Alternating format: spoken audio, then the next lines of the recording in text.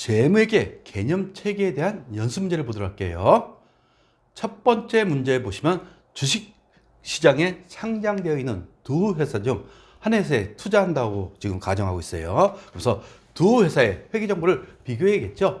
비교하고자 하는 경우 회계 정보가 갖춰야 할 속성으로 가장 적합한 것은 첫 번째 비교 가능성이죠. 따라서 비교 가능성은 기간별 비교 가능성하고 기업 간 비교 가능성, 이 경우는 기업 간 비교 가능성에 해당되겠습니다. 두 번째 보시면 질적 특성 간 균형에 대한 설명 중 잘못된 것은 이렇게 있죠. 신뢰성과 목적 적합성은 서로 상충 관계가 될 수가 있다. 즉 신뢰성이 높으면 목적 적합성은 떨어지고 신뢰성이 낮으면 목적 적합성이 올라가죠. 이런 것이 상충 관계가 발생될 수 있다고 표현합니다.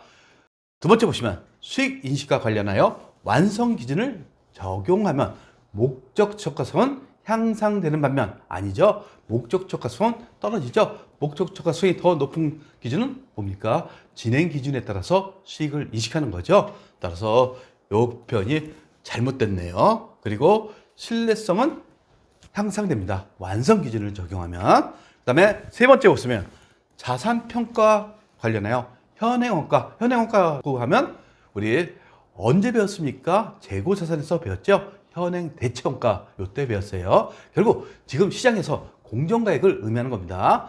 적용하면 목적 적합성 향상되죠. 근데 신뢰성은 저하될 수가 있습니다. 그리고 네 번째 보시면 회계 정보의 보고와 관련하여 중간 보고, 즉 분기 보고가 있고 반기 보고가 있어요.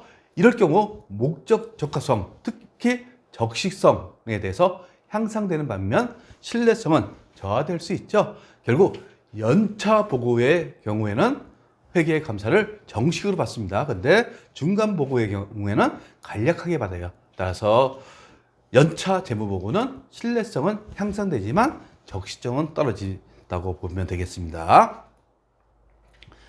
세 번째, 회계 정보의 질적 특성에 대한 설명으로 틀린 것은 목적 적합성에는 예측 가치, 피드백 가치, 적시성, 그래서 예피적이라고 제가 왜라고 했죠. 그리고 신뢰성에는 표, 중, 검, 표현의 중립성, 검증 가능성이 있다. 맞는 표현이고, 예측 가치는 미래를 예측하는 거죠.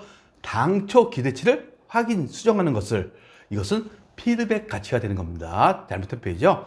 그리고 중립성은 신뢰성을 갖기 위해서 어디에 치우침이 없이 중립적이함을 말한다. 맞는 표현입니다.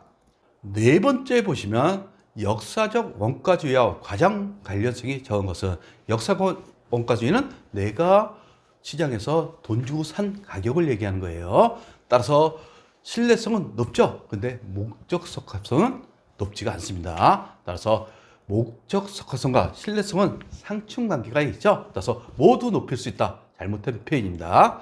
따라서 역사적 원가는 신뢰성은 높으나 목적 적합성은 낮추게 되어 있죠.